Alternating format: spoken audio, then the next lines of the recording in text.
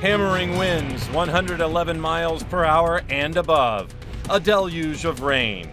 Powerful waves washing homes right off their foundations. This is what the Gulf Coast will have to survive when a major hurricane strikes. Channel 3's First Warning Weather Team is giving you the tools you need to prepare your family and your home for a weather emergency, empowering you to take action and make the best decisions when every second counts. This is Stormwatch 2017. Stormwatch 2017 is sponsored by Pensacola Energy. I'm Chief Meteorologist Alan Strum. We've been lucky. We haven't suffered a direct hit from a major hurricane since 2005. That doesn't mean we can let our guard down. In the next half hour, we're taking you through the steps to prepare for a storm. From what you can do right now to the important final preparations you'll have to make in the hours before landfall. Hurricane season starts June 1st and runs through November 30th. That's when conditions are most favorable for development.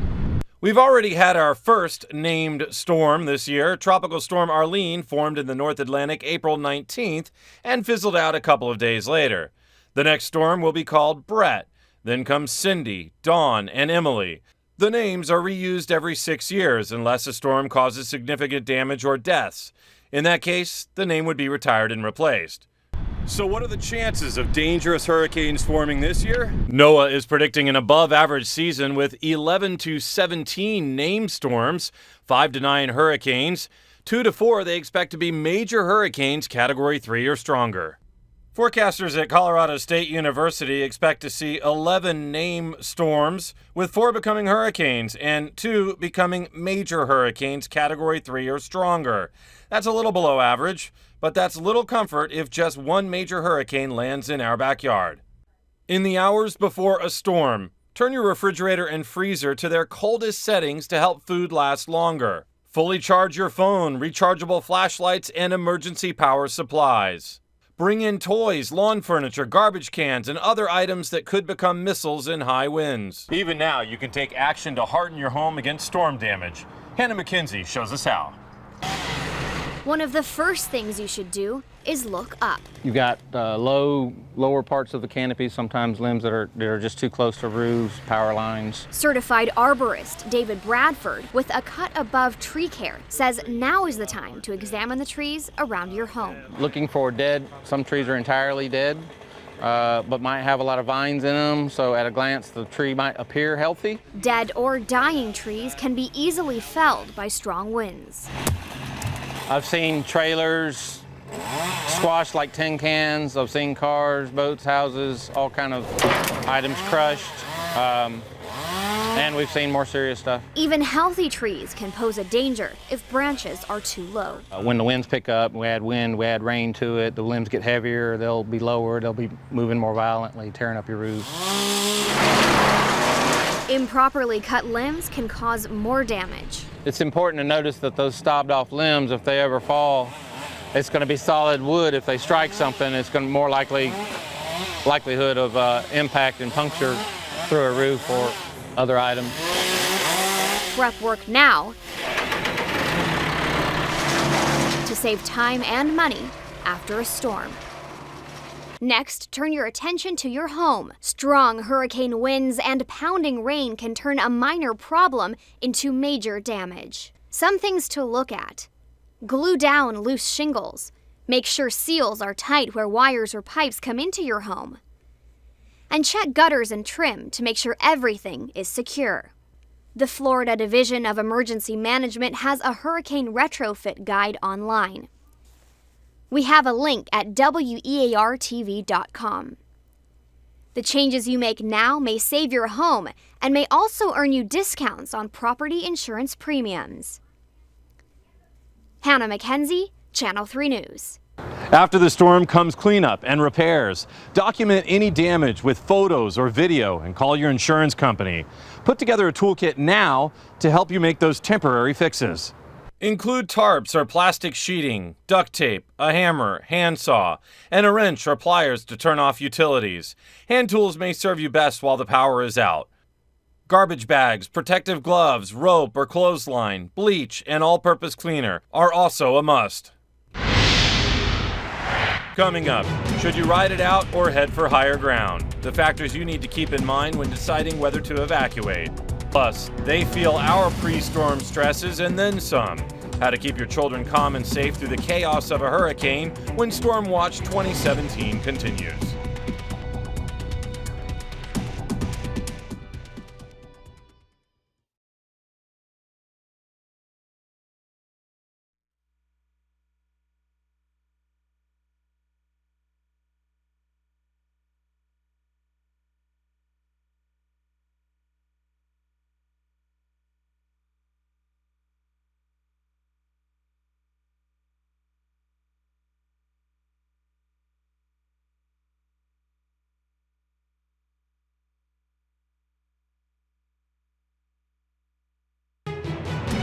Stormwatch 2017 is sponsored by Pensacola Energy.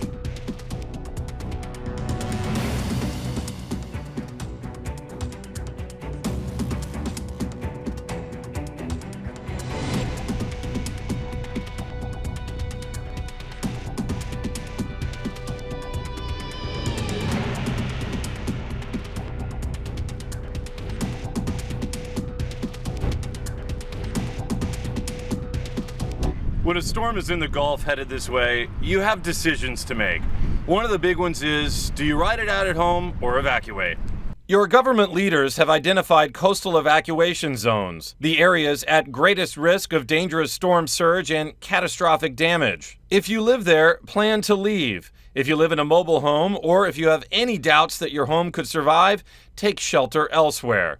If someone in your home has special needs, especially where a long-term power outage could cause harm, consider evacuating.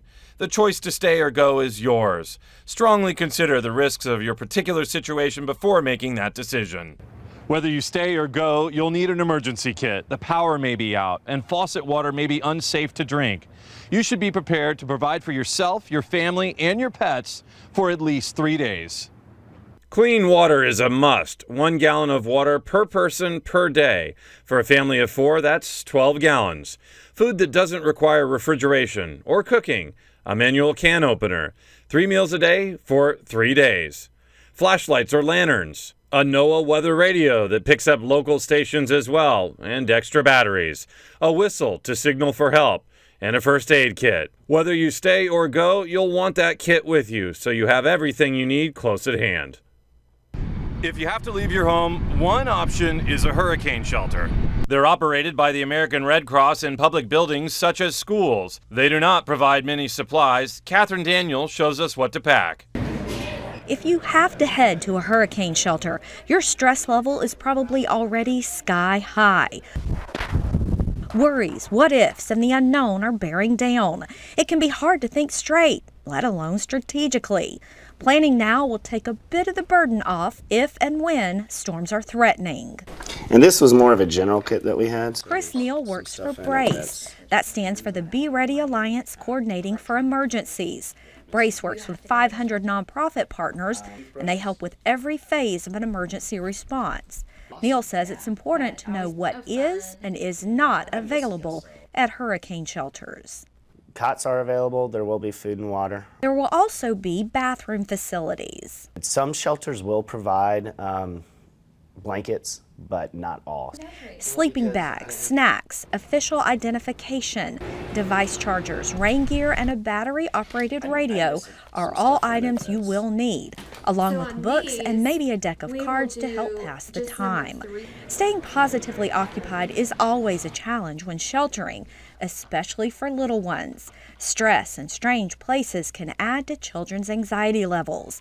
Neal says some families make a kiddo hurricane kit to kick off the summer season. Beginning of hurricane season, have your kids go ahead and gather some things that they definitely like and go ahead and have them in a bag so you have that bag ready. Necessities and playthings. Diapers, formula, but also just general things such as books, coloring books, puzzles, games. Neal says it's important to replace food and water items every 6 months so your supplies are safe when you need them the most. Catherine Daniel, Channel 3 News. If you decide to evacuate, expect to run into traffic. Some roads and bridges may be one way. That's to get people out faster. It's time now to decide which way to go. When a hurricane hits, the Florida Department of Transportation will focus on getting people out quickly and safely, clearing debris, and in some cases, reversing traffic on roads and bridges to move people more quickly. Transportation spokesperson Ian Satter urges everyone to consider evacuation routes now. And when a storm is coming, listen to forecasters on the air and online. So if they're telling you to leave, it's time to go. So get what you need, get in your car. Time is of the essence. That's why you want to have your evacuation route already planned, because when a hurricane hits, It's too late at that point. So we want to make sure that you're on the road way ahead of time so you can get away safely. a lesson learned the hard way. When Hurricane Ivan came through, we had an issue on I-10 where the bridge was actually washed away during that time. There were people that were stuck on the roadway. They couldn't cross. So at that time, when the storm was coming through, if people hadn't evacuated at that time, they were stuck. They couldn't get east or west at that point. Be aware of the storm's track when deciding which way to go. That's why it's important to know several routes out of the area. For Escambia County, You want to look at I-110 getting out of that major thoroughfare, US 98 across the bridge, up through the Pensacola area, get on the I-10, get north as far as you can.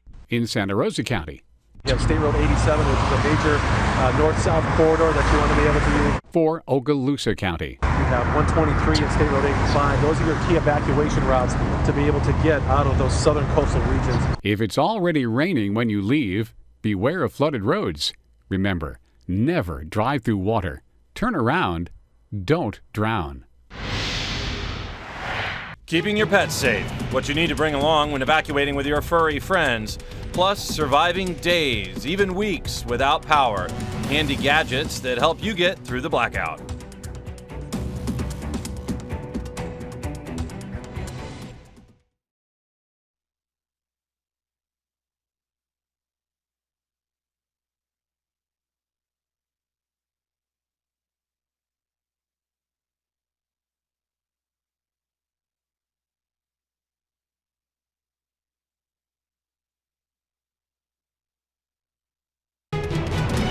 Stormwatch 2017 is sponsored by Pensacola Energy.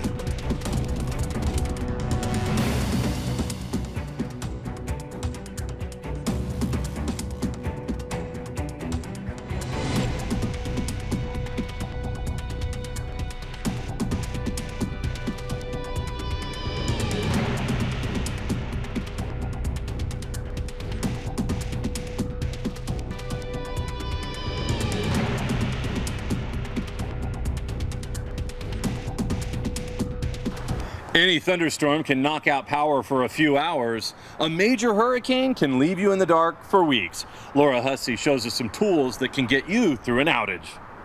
Lights, communication, information, it all takes power. With the right gadgets, you can get that from the sun.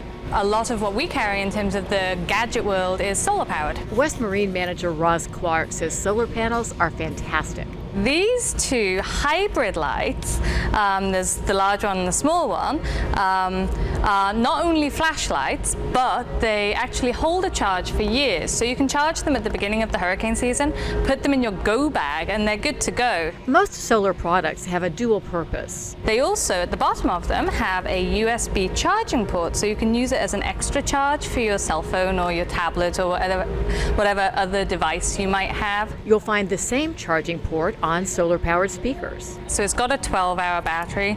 Obviously, that's 12-hour battery on doing what it does, which is music. But if you're going to be charging other devices from it, that's going to either lower it or... A portable backup battery recharges in a wall outlet. This will actually charge your phone up to 6 times, and this battery just lasts and lasts and lasts. If cell towers are knocked out, walkie-talkie style radios can keep you in touch.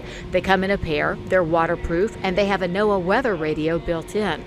Over at Best Buy, they're focused on protecting your electronics. And not just a huge storm, but just things like regular lightning storms that we see all the time down here. A power surge can damage or destroy TVs, computers, anything that's plugged in. Blue Shirt Blake Hunt says a battery backup protects against surges and gives you time to shut down safely. So what you're looking for is how much watts it can handle, and really it depends on the devices that you're hooking up. Another safety net, save irreplaceable photos and documents links to a portable hard drive you can take with you if you evacuate. And before you go, you definitely want to pull all the plugs out of your electronics, something really basic. Try to move them to the middle of the room because most of the time the water will drip down the walls. And try to get them off the floor if you can. Laura Hussey, Channel 3 News. If you use a generator to keep your refrigerator and some lights going, be sure to follow these safety guidelines. Don't run the generator indoors or near an open window. They put off carbon monoxide that can kill you if inhaled. And never hook the generator directly to your circuit breaker panel or household wiring. Feedback on the transmission lines can kill or injure linemen trying to restore power. Keeping devices charged is just one of the challenges of communicating after a storm. Power is out, cell phone towers may be damaged, and phone lines down.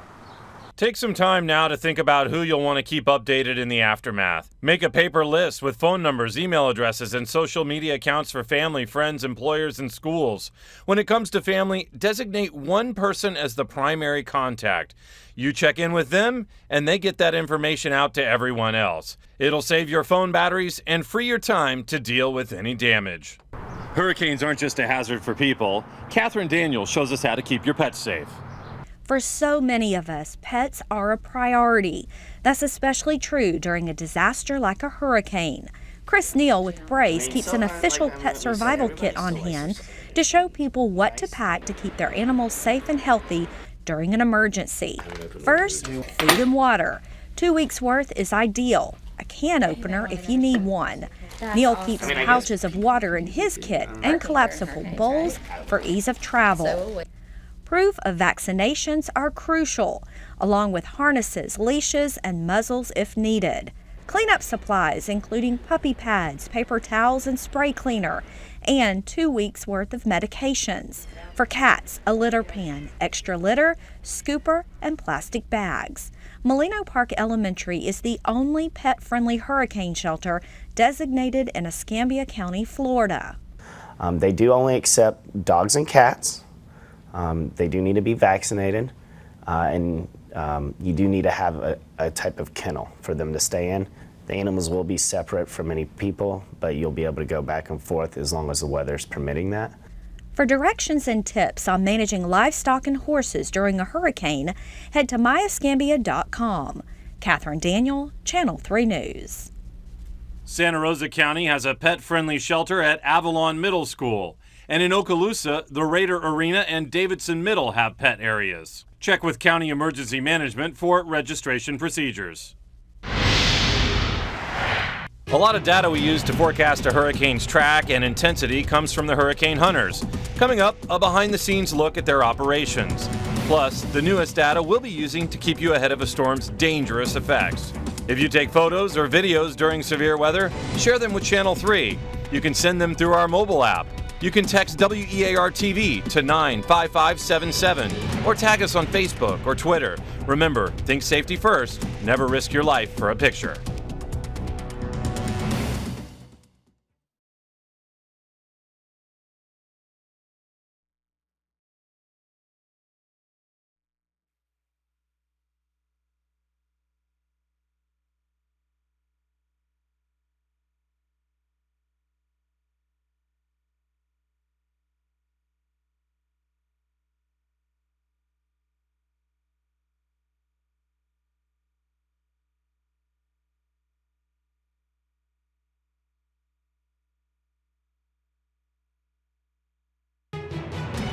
Stormwatch 2017 is sponsored by Pensacola Energy.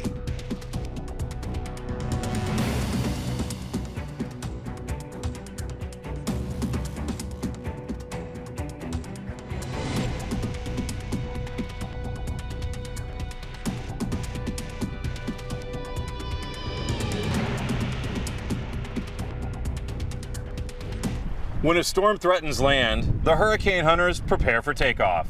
Ashley Ruiz talked with a member of the team about how their dangerous missions improve our forecasts. When it comes to tracking the tropics, the National Hurricane Center in Miami keeps their eye on the storm to provide the best possible forecast. 42 north, 14648 west. A large part of that effort starts in the air. The The 53rd Weather Reconnaissance Squadron, or the hurricane hunters at Keesler Air Force Base, fly hundreds of miles into the eye of the storm in a WC-130, spending an average of 11 hours in the sky on a single mission. We're just painting a big picture of the storm, essentially, and sending that back to the Hurricane Center. And they're the ones that are really kind of piecing the puzzle together and narrowing down the forecast. Dropsondes are released over 100 miles away from the center of the storm. It's a big part of our mission. And essentially, it's a tube of instruments that collect things like temperature, wind speed. Pressure is one of the biggest things we are looking for. And with that information, we can send that back to the National Hurricane Center. Tropical forecasting is difficult, but without the hurricane hunters' data, the forecasting would be far less accurate. And all that data we collect inside the eye of the storm, as well as around the outside of the storm, around the periphery. They take that, ingest it, the computer models, and it really helps narrow down the forecast track. Lieutenant Simmons says the data they collect enables the National Hurricane Center to narrow down the storm path. Being right there inside the hurricane, inside the eye of the storm, and flying around the hurricane, that's going to give you the best data that a satellite, just because of the distance and the resolution, it's just not going to give you the best data. Ashley Ruiz, Channel 3 News. The National Hurricane Center is always testing and updating products so you have the best information and lead time on hurricanes. This year, the Hurricane Center has a few new things. Starting this year, when a hurricane threatens landfall, we'll get expanded information on storm surge. The Hurricane Center has always provided information about how high and what type of surge to expect, but now we'll see actual watches and warnings. Storm surge is deadly and destructive. Hurricanes and tropical systems have powerful winds that can push water over land in areas that are normally dry. A storm surge watch warning map will alert people to areas that could see intense flooding. When life-threatening surge could affect an area within 48 hours, the Hurricane Center will issue a storm surge watch. With imminent danger, we'll get a warning 36 hours before impact. This will happen whether or not the storm is tropical in nature. Just before Sandy hit the Northeast in 2012, the National Hurricane Center no longer considered it to be tropical and left advisories to local Weather Service offices. Sandy brought a devastating storm surge, and the Hurricane Center is making a promise not to let that scenario play out again. This year, if a storm produces a surge, watches and warnings will be issued regardless of the scientific nature of the system. If a tropical system threatens us this year, you can expect to see storm surge watches and warnings from your First Warning weather team. Your Channel 3 First Warning weather team will track every storm that forms in the tropics, giving you the most time possible to prepare your home and your family. Take the steps you can now, like checking emergency gear and storing non-perishable food in your pantry. Decide on your evacuation route and make a plan with friends and family. Here at Channel 3 News, we have our own plan. Around-the-clock coverage before, during, and after a major hurricane. We'll live stream to your device, and we've partnered with radio stations so you can listen when you can't watch. We'll also post updates to our website, Facebook, and Twitter, so no matter where you are, you can always find the most current information from us here at WEAR-TV. We're hoping for a safe and quiet summer, but if the worst happens, we'll certainly be here for you. I'm meteorologist Alan Strum. Thank you very much for joining us.